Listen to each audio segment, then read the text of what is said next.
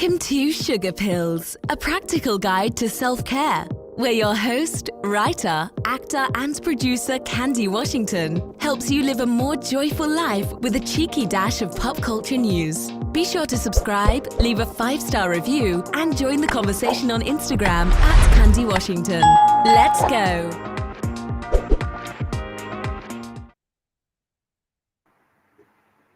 Hey everyone, and welcome back to Sugar Pills, a practical guide to self-care. As always, I'm your girl, Candy Washington, and I am so grateful for this time that I have together with you. So before we dive into today's episode, which I am sure will be a very inspiring and enlightening conversation with Rahama Wright, let's get a little housekeeping done. So if you haven't already, shop the new Love collection. That's right. We have home decor candles and mugs and t-shirts and dresses and hoodies and sweatshirts and everything Love inspired. So head over to candywashington.com or shop in the show notes and description to pick something up for yourself.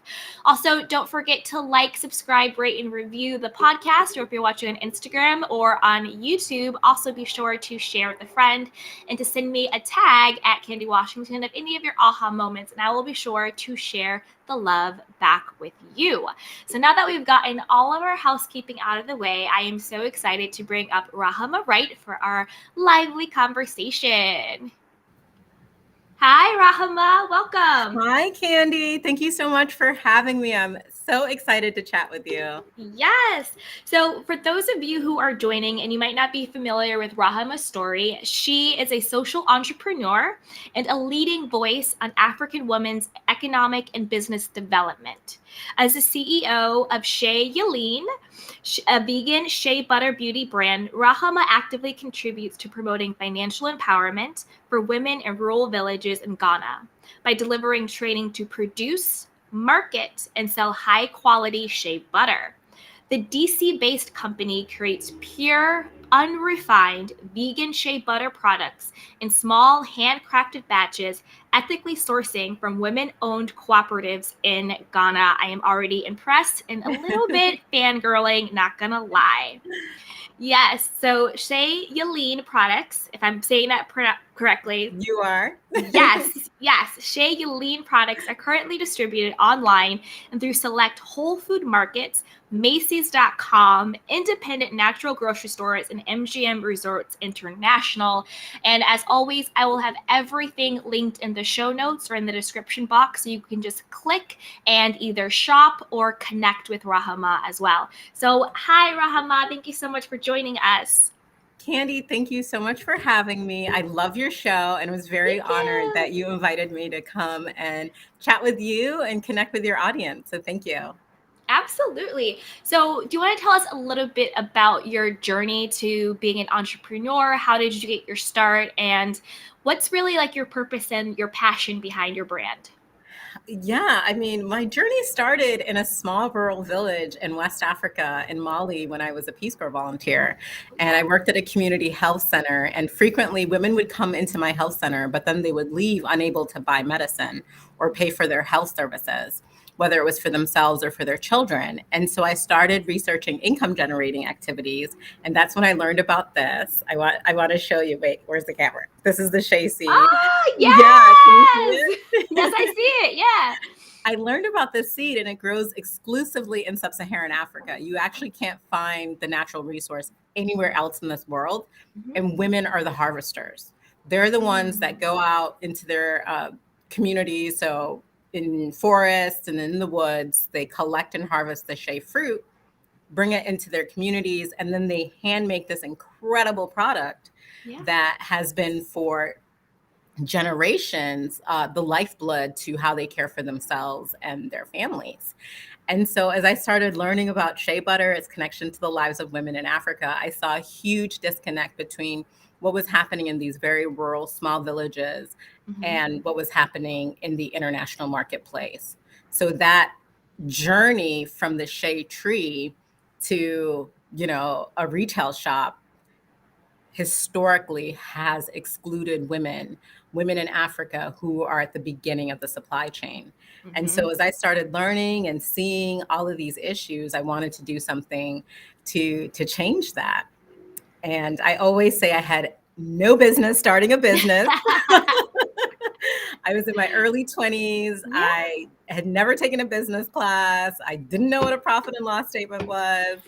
All I knew was that there were these amazing women in these countries that was making this product that had become really popular in mainstream hair and skincare products, yet they were not financially benefiting. That was it. That's all I had. And so that journey has been an up and down roller coaster. Definitely. And I love that you saw the gap between the actual people who were producing it versus the people who were profiting from it. Absolutely. And I think yeah, that's really sad, but I'm happy that you saw the opportunity to close that gap, to make sure that the people who are actually producing the product were the ones who would profit from it and were the ones who would actually be able to change the course of their own lives, right? So they're the ones who are like, I'm not sure the correct term, but like harvesting the shea butter or, you know, producing it and making it, but yet there's these big corporate suits who are actually profiting from it.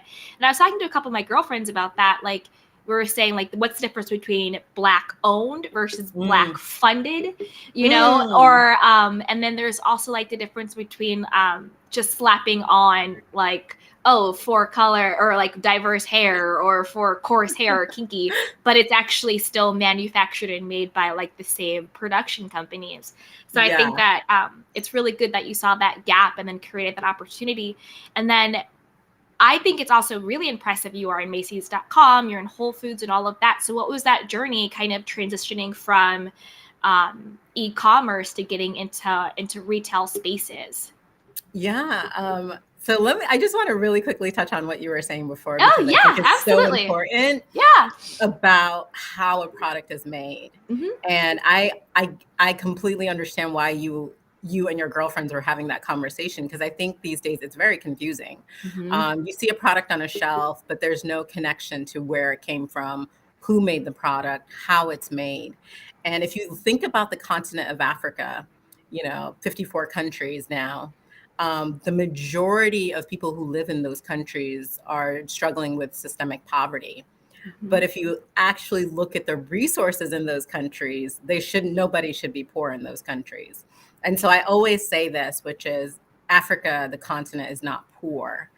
The way resources are exploited and the historical context of the fact that the majority of Africans have been unable to be included. So this issue around inclusion, to be included in global supply chains that actually benefit them, is really the core of the problem.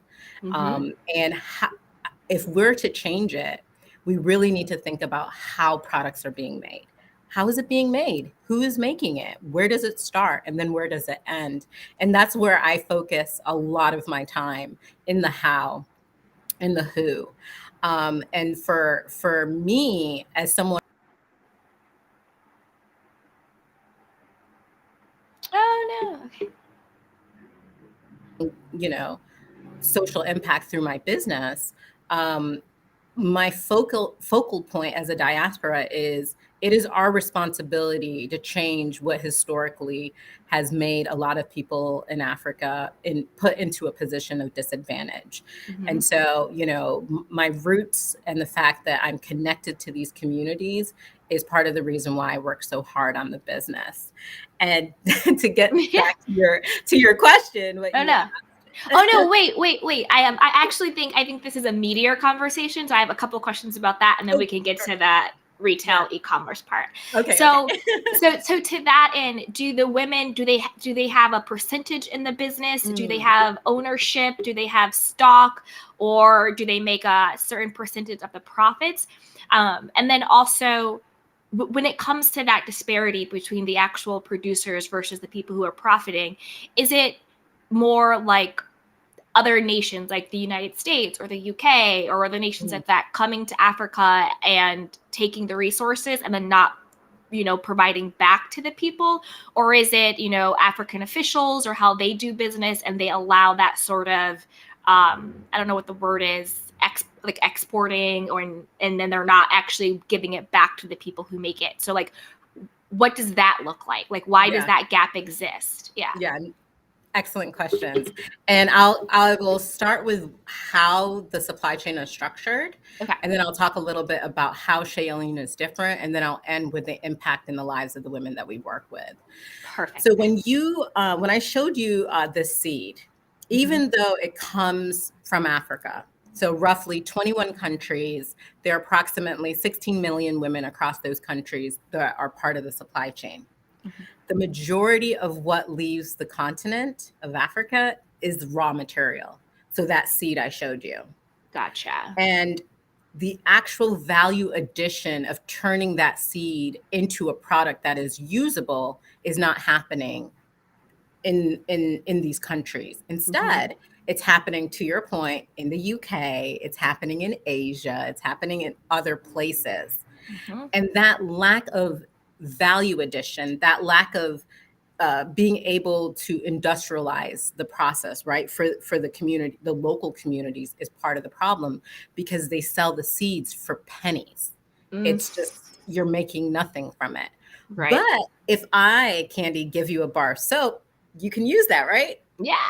If I give you some lotion, you can use that. So that's the value part, the actual adding of the value. And that's what we focus on with our communities, because the women in our cooperatives that we work with, when they're able to access the tools, the resources to manufacture and create a value-added product, that's moving them from pennies to dollars. And that's incorporating them in the supply chain in a way where they're benefiting from their labor instead of, to what you were talking about earlier, being exploited, whether it's by, local officials or foreign companies, right? Right. Yeah. And so the difference that Shea Yeleen brings into the supply chain is that we help women organize into cooperatives. So that foundation of working together, providing them access to production equipment and providing them access to production facilities. So they have access to the tools, they're working in safe environments, they have protective gear, all of that, instead of, working kind of by themselves in their homes where it's really not that safe. There are issues with quality, etc. Instead, we consolidate into a processing area where they're able to benefit from the economies of scale of working together, as well as the manufacturing equipment that they need. So that's one area. We also provide a lot of training on quality and making sure that they're creating something that will meet the quality of Whole Foods, will meet the quality of Macy's, right? And also just basic business skills. So understanding things like profitability. Part of the reason why a lot of women in these areas are taken advantage of, because of the lack of knowledge and information. We brought 3 of our women in the cooperatives that we work with into the stores that when we first launched in Whole Foods. These are women who lived in rural areas. They'd never even traveled to the capital of their country. Now they're in New York City. Now they're in Boston. Yeah. And it creates that awareness. It's like, wow, my work, what I do, what I'm a part of is much bigger than the small village I'm from.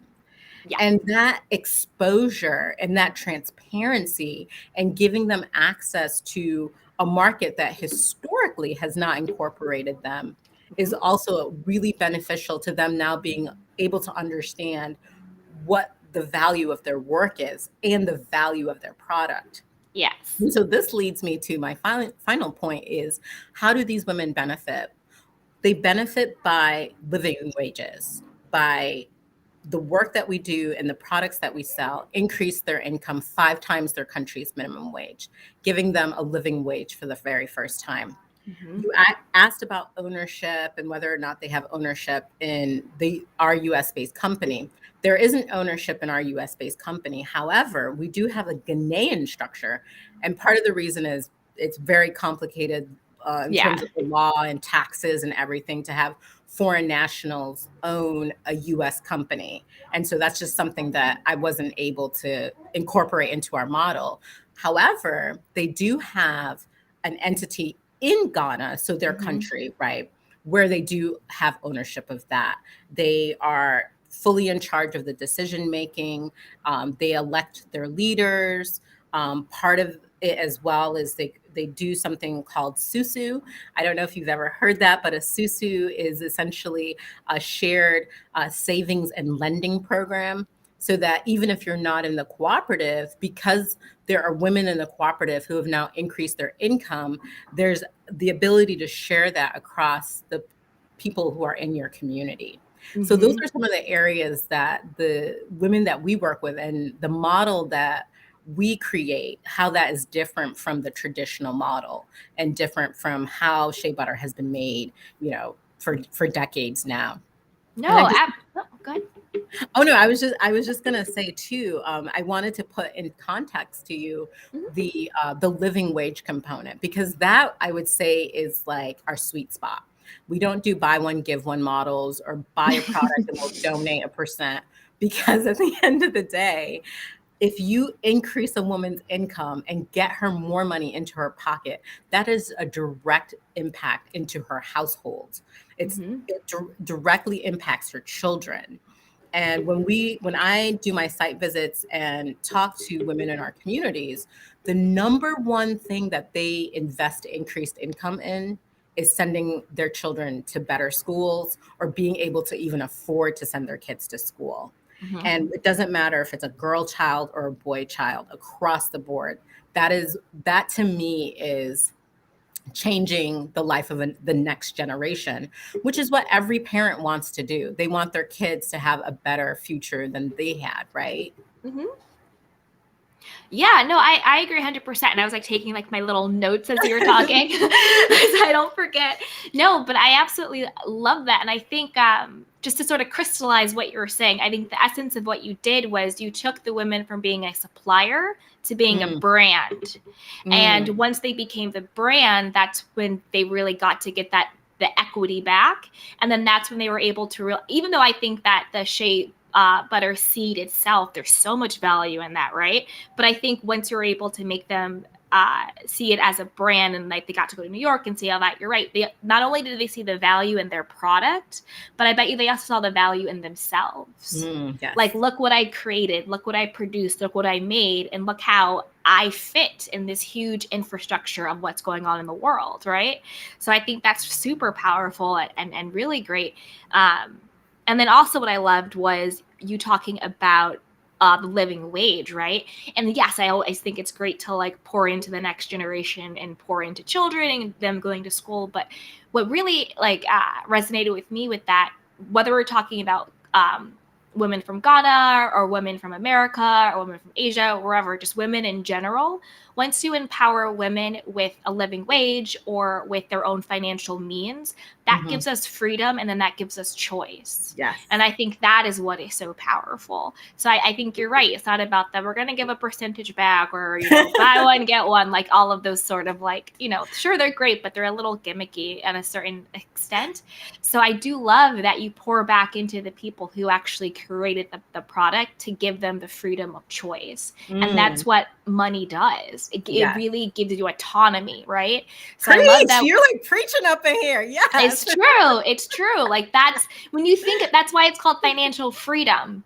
Yeah. You know what I mean? Because when you have money, you have the freedom to choose how you spend it, how you spend your time, where you choose to live, who you choose to be with. A lot of women are stuck in situations because they don't have financial freedom. So there's a lot that goes into it. So what really came up for me when you were talking was like, you're giving these women the freedom of choice. Yes. And you're giving them the freedom to decide the trajectory of their own lives, which of course will then pour into the trajectory of their children's lives, right? Absolutely. So I love that really just like empowering women, and then also making sure that they find the value in what they do, but they also have the value in who they are. And they're no longer being exploited, because the seed is literally the most powerful thing. Without that seed, you wouldn't have any of the, shea butter, body butter, lip cream, hair products, whatever it is. It's like the power is in the seed. And the fact that they are able to supply that makes them the most valuable part of the chain. And then giving them the opportunity to see that. So I absolutely love that. But then back to a little bit more about the business aspect of it. One thing I'm really like excited about to learn more about was, what was that journey from like e-commerce to retail and getting it in the stores, and what did that mean for the business, and then what did it mean for the women? Yeah. So the first time I pitched our product to Whole Foods, I walked into one of my local Whole Foods. I'm here in Yeah. DC, and I had the soap. I had a bar of soap, and I had it packaged in construction paper and a little bit of Scotch tape that I put in the back.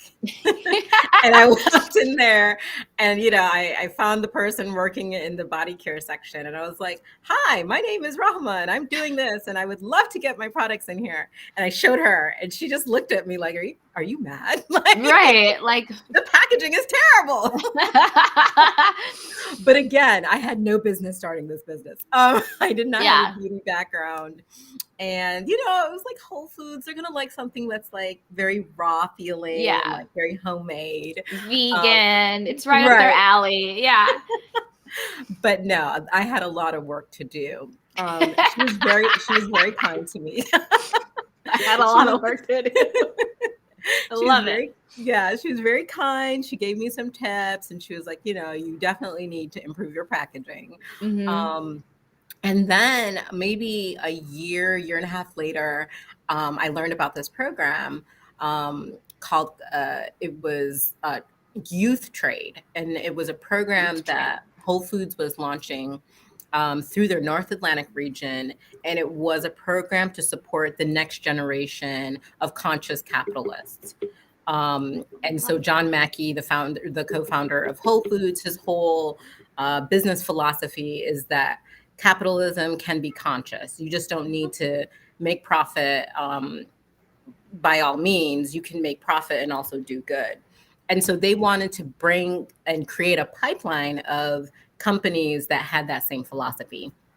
And so I applied to the program, and essentially what the program did was it got you in the door, right? You still had to like do the work, but it at least put you in touch with the people that you needed to speak with to get an opportunity, and they could say yay or nay.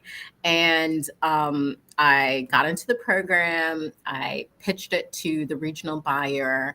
Her name was Emma, and she loved it, but she was like, you still need to tweak a few things. My packaging had improved, but I still needed to tweak a few things. And she, gave me a couple of hours of her time, and just like gave me some pointers, pointed me in the right direction.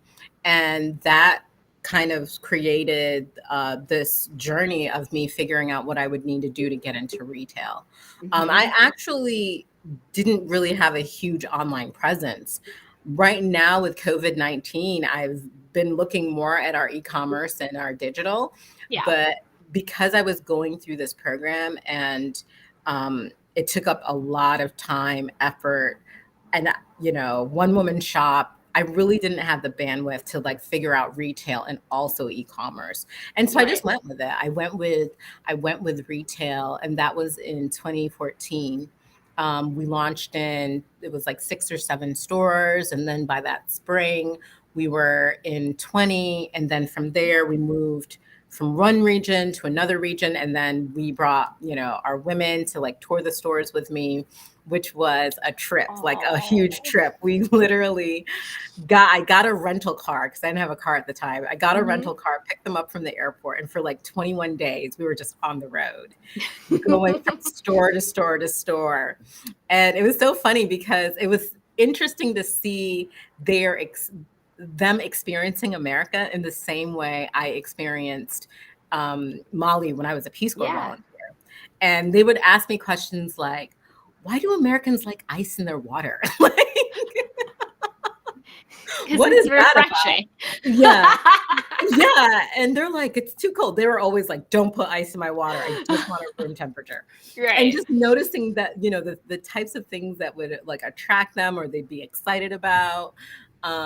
It to me, honestly, out of everything I've experienced with Shea Yeleen, that has been like the best thing, to be able to give them that experience, because it's so rare that suppliers and producers can actually get to the part of the supply chain where it's the market side and interact with buyers and touch base with customers. And so that was kind of the journey to get into retail. And then from there, I pitched MGM about 2.5, almost 3 years later. They were opening up a location outside of DC, and they were building a spa, and they were looking for products to put in their spa and also use in their spa. Yeah. And so I went to, there was like an open call to like meet the procurement team. And so I went and I like pitched and gave samples, and then I didn't hear anything for months, but I kept like, every couple of weeks I would like send a note. Hi, I just wanted to check back in. Hello. And so for your listeners and your audience who are just like thinking to themselves, oh, you know, I want to get a product into retail. The advice I would give to them is make sure your packaging is legit and, you know, you have great packaging. And then also understand that it's something that is not going to happen overnight. But it's really important to just figure out who you need to talk to and then build as much as you can a relationship with that person. The procurement director, for example, at MGM, he took my products and then he was like, let me see if my wife likes these products. And so he gave them to his wife. She loved the products. And then he was like, my wife loves the products. I'll introduce you to the spa director. And so she introduced me to the spa director. Yeah. And then I will never forget when the spa director confirmed a meeting with me. I went to the meeting with like little samples of scents because they said they wanted to like experience different scents outside of our core. We were going to create like a custom line for them. Oh, that's And great. it was like the most DIY like thing I've ever done. I literally had like these little tiny containers and like vials of scents. Yeah. And I just sat there like, and I was like, here's- so. I love it. But they loved it. And they're like, we would love to work with you. And, you know, to this day, of course, with COVID-19, that really impacted that side of the business. But to this day, I still have really great relationships with all of them. I love that. And then once everything settles with, you know, COVID and everything, it'll get back on the upkeep. But I loved how, first, I love that I had to check myself because I'm such like a digital person that I default that every brand starts e-commerce and then transitions to retail, but that's not true. That's not every brand's journey, and it doesn't have to be. And you actually started with retail and now more going into e-commerce. So that's a good reminder that you don't have to start with e-commerce. You can start with retail, you know, whatever makes the most sense for like you and your brand. And so you don't have to just default to e-commerce first, but like my mind is always like, oh, online than retail. So it was good that you brought that up and that wasn't your experience, and that's good and that's okay. Other things that came up for me hearing your story was, you know, you went into the program. So do your research, look for programs, whether they're local, virtual, national. There's programs out there to get your idea started, to get funding, to get the connections, to get those to get into the pipeline. So do your research.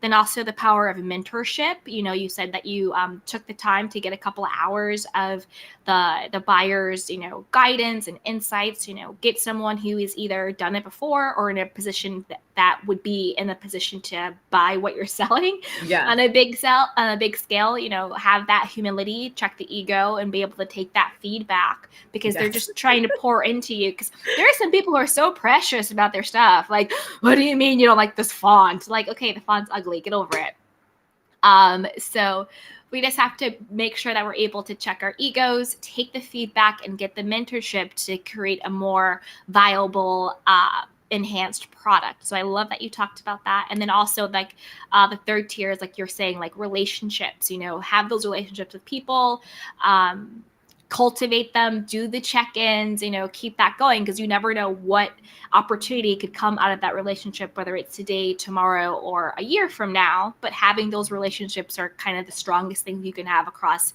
any industry. People work with people that they know, like, and trust. Your product could not be the best product, but if you have a better relationship, you're more likely to get it done. That is so true. So work and cultivate those relationships. I love those 3 points that your story brought up.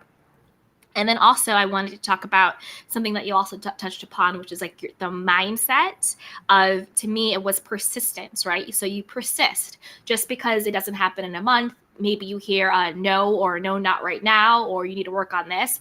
You persist. You continue to push forward. If it's a no at this place, it might be a yes at this place. Just keep going, persist, evolve, and pivot. Take that feedback and keep going. And then also, I think you have actually had a great mindset for business, because when you're saying I had no businesses to start business, I think that's actually great, because you didn't have those self-limiting beliefs set in already. Because a lot of people would say, well, my packaging isn't perfect, so I'm not going to try, or they would say, oh, like, well, I don't have, these like all of the scents all packaged up and super pretty, so I'm going to not go to the meeting. I'm not going to do it. It's not good enough. People kind of self-sabotage through thinking things have to be perfect, or things have to be a certain way, or only until I am this can I get that, right? So I actually think your mindset was a service to you rather than a disservice to you, because a lot of people will talk themselves out of fulfilling their own destinies based on their own self-limiting beliefs. But you're just like, hey, I have this product, here's some construction paper and some tape, what's up? It's like you brought that humanity to it. Right. And then you're like, I got these little vials, like, hey, like, you want to like skirt some and like, sea mist, sea breeze, right, sandalwood, whatever it is, cinnamon, like whatever. And you brought your authenticity to it. You brought your humanity to it. And I think that's what people connect to, because again, regardless of what your product is, people are buying into you. They're buying into your story. They're buying into you as the person. Like I don't watch a lot of Shark Tank. I probably should start, but I think like that's kind of what it shows there too, where it's like the people they're pitching, but they're never pitching the product. They're pitching the story. Yeah. Because that is what people ultimately want to buy into. Is this a person that I want to invest in? Is this a person I want to see win? Is this a person I could see myself working with for the next year or 5 or 10 if this relationship continues? So I think that you brought your authenticity, you brought your humanity to it, you brought your story to it, and that's what people really connected with.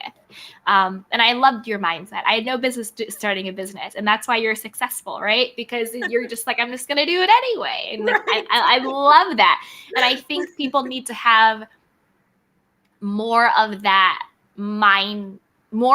type of mindset. And I'm not talking about any religion or anything like this, but there's like some scripture where it's like, have a childlike mind. And what that really means is have a childlike mind where you believe in the possibility of the goodness of this world, where you believe in curiosity, where you haven't yet been taught that something about you isn't good enough. Right. That's what having a childlike mind actually means. It's like believing that this is going to work out, believing it's okay, like believing in asking the questions, right?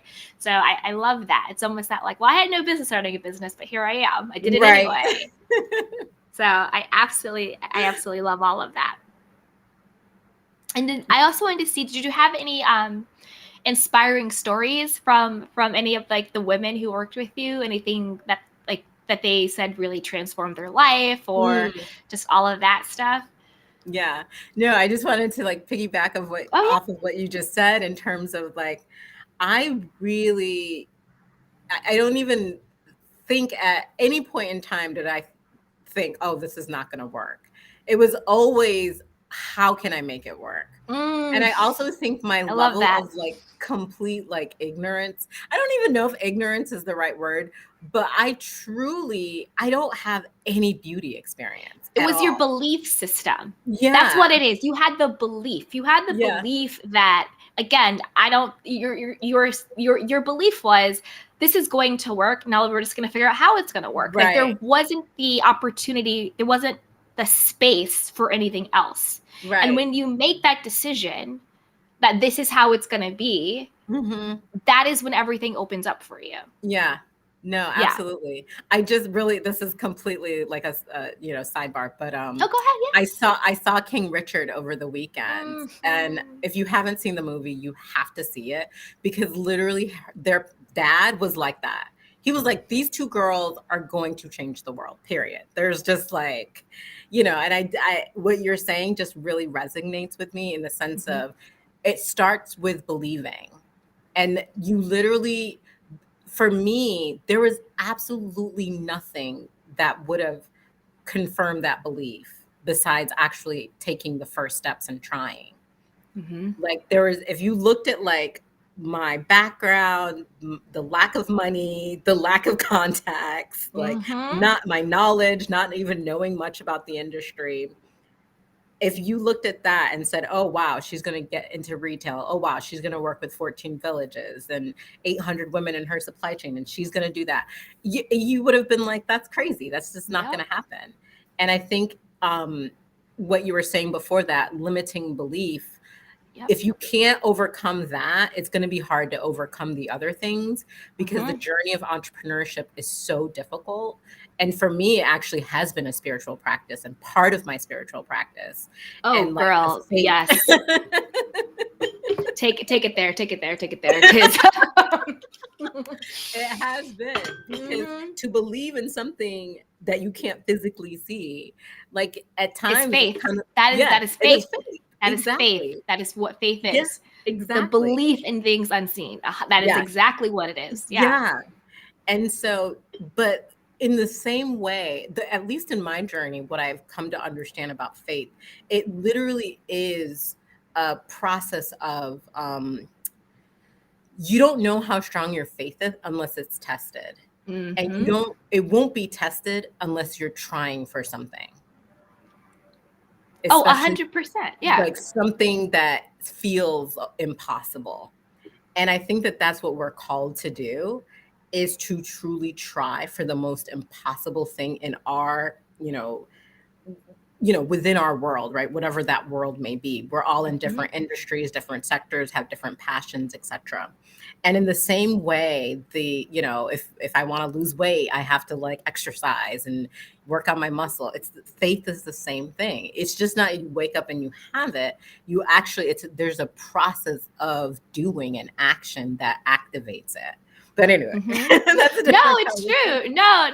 It's you're on the self-care podcast, girl. Like this is the conversation we're supposed to be having.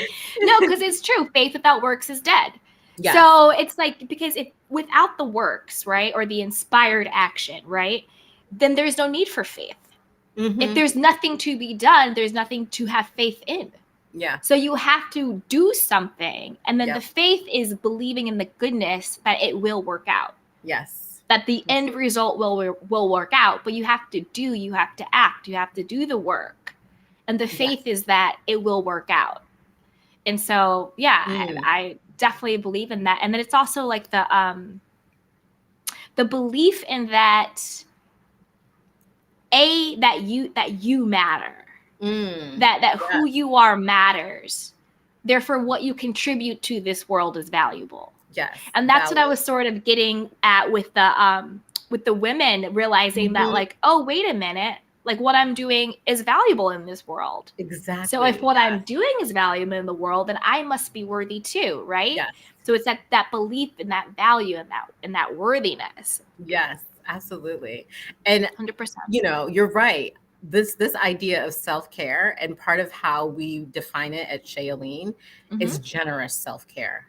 So it's this idea of generosity, that we can actually deeply care for ourselves, and it extends to the care of others. And so the types of products that we use, the types of things that we engage in to take care of us, can also have this ripple effect of caring for our community members and caring for others in the world. And that's the practice that I'm hoping our brand will be able to help other people tap into. Yes, it is. It's 100%. And you're exactly right. Like, until you take care of yourself fully, you can't actually take care of anybody else. It's sort of like when people who have like codependent personalities or people pleasers or caretakers, they get so depleted within themselves, thinking they're taking care of everybody else, but then they end up resenting or being, spread too thin or all of that stuff, because you have to fill your own cup up first. What is in your cup is for you. What flows over is for everybody else. The overflow is for you. What's inside my cup is for me. So you have to fill your own cup up. You have to take care of yourself first. And then from that place of being full, then you are able to give. Yes. So what you're saying is exactly right. And that's sort of how I am. We also talk a lot about the difference between self-love and self-care, because sometimes they get conflated. And to me, I think self-love to me is just, what is your relationship to yourself? Is it compassionate? Is it forgiving? Is it graceful? Is it loving? Like, it's really just cultivating a compassionate, loving, graceful, self-forgiving relationship with you, making yourself your best friend. And then self-care is the practices and the tools that we do to cultivate that relationship, like having, your Shea Yeleen products, and taking that time to, lather up and connect with your body and yourself, and like smell the shea, and know that you're actually, that your dollars are going to help another woman be more empowered. So not only you're taking care of yourself, but you're also empowering another woman. So it all goes into that. It's the intentionality behind it. And that's what I also love about your brand and your company. It's so intentional. Like your brand is purposeful in like an actual concrete specific way, not sort of these like our corporate responsibility. It's like, get out of here with that, right? I don't want to hear your boilerplate. Like, how are you actually affecting change in the lives that actually matter, right? Yeah. So I love that. I love that your brand is extremely intentional. It's extremely purposeful, and it's also very clear how you're actually helping. Yeah. Like, it's very, very transparent, and your story is very authentic, and you bring humanity to it. And I think anybody listening to you or watching you or engaging in your products see that. Like, when you were talking about your journey, I thought of the woman from Spanx, how she now has like $1 billion brand, but she was the same. She was just like working. I forgot what she was doing, but it was like a waitress or something like that. You know what I mean? And she got this idea, and she did not stop. She went to the suppliers and was like, I want to make this. And the supplier who ultimately started making the designs for her kind of was just like, oh, look at this little girl, running around. Like, this is quaint. This is cute. And then she went and she just knocked down those doors. And now look at her, So it's sort of that same journey. And I feel like you guys are on that same trajectory to really, like, you're already making the impact, but even on a bigger level. Yeah. No, speak it into existence. I'm soaking it all up. Yes, I will feed into you. Okay, so Shea Yeleen is definitely going to be $1 billion skincare, lifestyle, beauty brand. Absolutely. Yes. You will diversify. You're going to have new products. You're going to be doing it. I love it. Oh, thank you. Where two or more are gathered. Exactly. Yes. I do that all the time. Trust and believe, all of the time. Like, me and my girlfriends, I'm like, okay, so what are we speaking today? Right. What are we speaking today? Decree it and declare it. I'm telling you. All of the time. Well, I wanted to get back to the question that you asked me about the women, and like, what are some of the stories that they've shared? And I can share two really quick ones. One is of Gladys, and she actually traveled to the U.S. and visited the stores that we worked at, that we were launched in Whole Foods. And she was able to save enough money to open up a food stand in her, like, near her courtyard. And from that, she was able to employ her next door neighbor.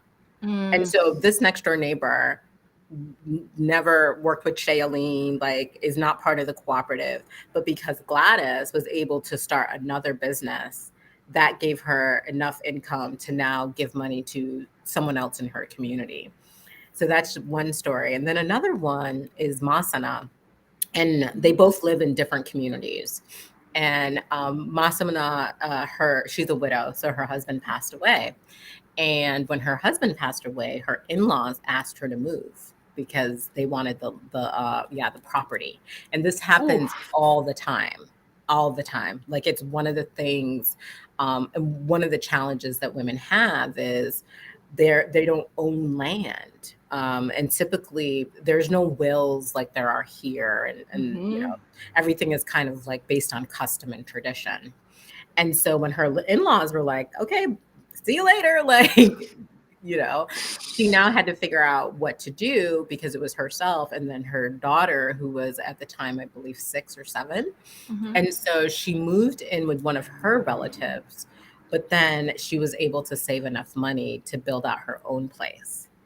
And so that gave her a safe landing place. So even though she didn't have the ability to own, based on the property that her husband left behind, she was able to save enough income to build something else that her and her daughter was able to live in. Her daughter, and then her daughter-in-law and her child. And so those are just some of the examples of the challenges and issues that women are facing on a fairly regular basis. And to what you said, and it's so funny that you talked about choice, because we have a sign I was just going to say that. where Yep. empowerment means having choices. Exactly. And, when you were saying, I'm like, she's literally reading my mind over here. No, it's true. It's true. Because exactly what you're talking about. She now had freedom. Yeah. She had freedom to choose where will she live? What will she do? She had freedom to choose the type of life for her and her daughter. And then the first late woman that you spoke about, the thing that came up for me was that she was able to now create her own ecosystem. Yes. Like you guys created one ecosystem, and then now she's able to go out and have other people, almost by proxy, create their own other ecosystem that they're now able to participate in the financial benefits of that, which is great. You guys have like the big ecosystem. Now she can go out and make hers. Now that person go out and make theirs and theirs and theirs and theirs. And then you can see how connected it is. And you were able to create this network of empowerment and wealth and choice. And I absolutely love that. Yes. Yeah, no, because you really did. You transformed them from being suppliers into being their own entrepreneurs, Exactly. into being their own brands, into being empowered women.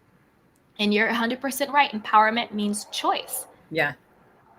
Yeah. And I think that's what we're all really seeking. We're all seeking the freedom to choose how we experience this world. Exactly. Yeah. No. Oh, this has been so amazing. Yeah, absolutely. Thank you so much. Thank you so much for your time. So we talked about so many great things. We did. My cup is full and it's flowing over. So do you have any parting words of wisdoms for everybody listening and watching? And again, where you connect with Rahama and where you can shop Shea Yeleen will all be linked in the show notes and the description box. But do you want to share with us one insight or one word of wisdom or one piece of guidance that we should take away? I think it goes back to what we were talking about before in terms of caring for self, and that can extend beyond ourselves. And as people are, heading into the holiday season and we're coming up on a new year, I think it's just so important to take that time and do that reflection, because every day we're creating the world, whether it's the world we want to be in or it's the world that we don't want to be in. Every day we're in this like cycle of creation. And if we are to create a world that is kinder, a world where we're all protected, where all of us have access to those choices that some of us take for granted, right? It starts with really getting in tune with our real purpose and why we're here.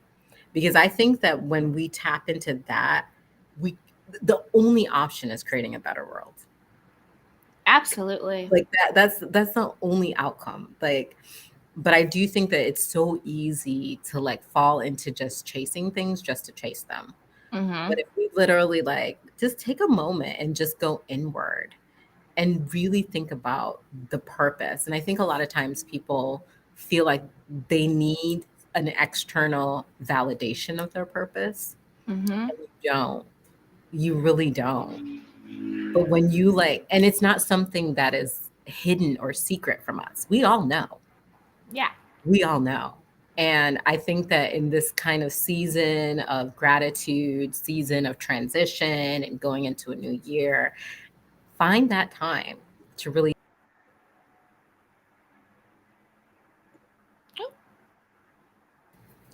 Yeah, go ahead. Oh, I don't know if I got lost. I was just saying, Oh, just for like a second, but you're good okay. now.